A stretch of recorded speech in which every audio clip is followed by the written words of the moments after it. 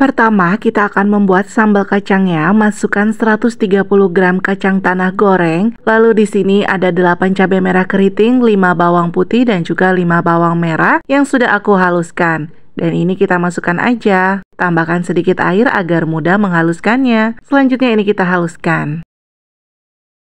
Setelah itu kita panaskan minyak, lalu kita masukkan juga sambal kacang yang sudah kita giling tadi. Masukkan 3 lembar daun jeruk, aduk rata. Tambahkan 550 ml air, kemudian ini kita aduk. Setelah itu masukkan juga 100 gram gula merah atau setara dengan 2 keping seperti ini. 1 sendok teh kaldu bubuk rasa sapi, setengah sendok teh garam. Kemudian ini kita aduk rata, masak hingga gula merahnya larut. Setelah gula merahnya larut, masukkan 2 sendok makan saus sambal. Ini aku pergunakan saus sambalnya itu saus bantal ya teman-teman. Kemudian ini kita masak, koreksi rasa, ada yang kurang bisa tambahkan lagi kaldu bubuk atau garamnya. Untuk mengentalkannya, di sini masukkan 1,5 sendok makan tepung maizena yang sudah dilarutkan dengan air. Kemudian ini kita aduk rata dan masak hingga mengental. Ini sudah mengental, kemudian kita matikan kompornya, siap diangkat dan tunggu sampai dingin. Selanjutnya di sini ada 2 buah pare, kemudian kita potong kecil-kecil seperti ini atau 1 batang dibagi menjadi 4 bagian. Selanjutnya kita bersihkan bijinya, buang seperti ini menggunakan ujung sendok. Lakukan semuanya sampai selesai.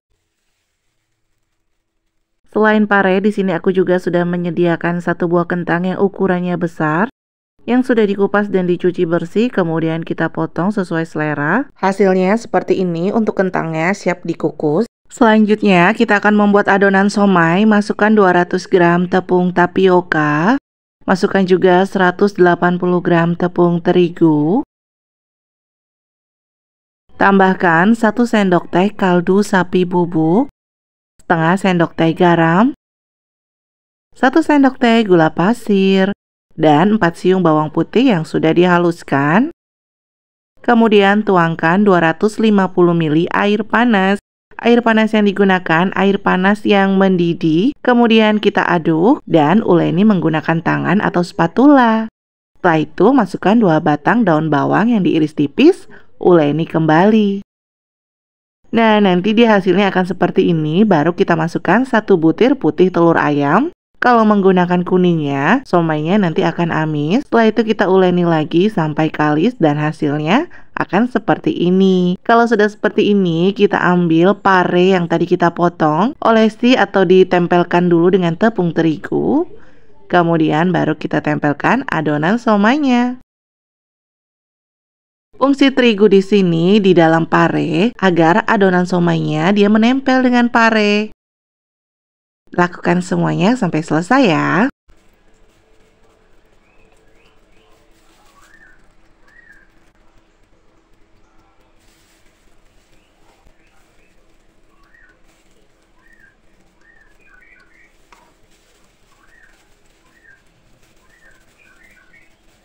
Hasilnya seperti ini yang sudah ditempel, kemudian kita kukus.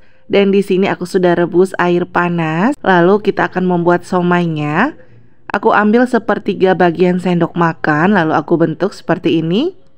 Kemudian ini kita masukkan ke dalam rebusan air panas yang mendidih. Lakukan semuanya sampai selesai dan ini somainya kita rebus sampai matang. Agar tidak lengket, jangan lupa diolesi atau dituangkan minyak secukupnya. Nah, ini sudah mendidih, sudah mengapung dan matang. Kemudian matikan kompornya. Selanjutnya yang sudah dikukus semua, baru kita masukkan somai yang sudah kita rebus tadi. Di sini aku pergunakan tahu juga, ada kentang dan pare yang kita kukus. Nah, ini hasilnya yang sudah matang.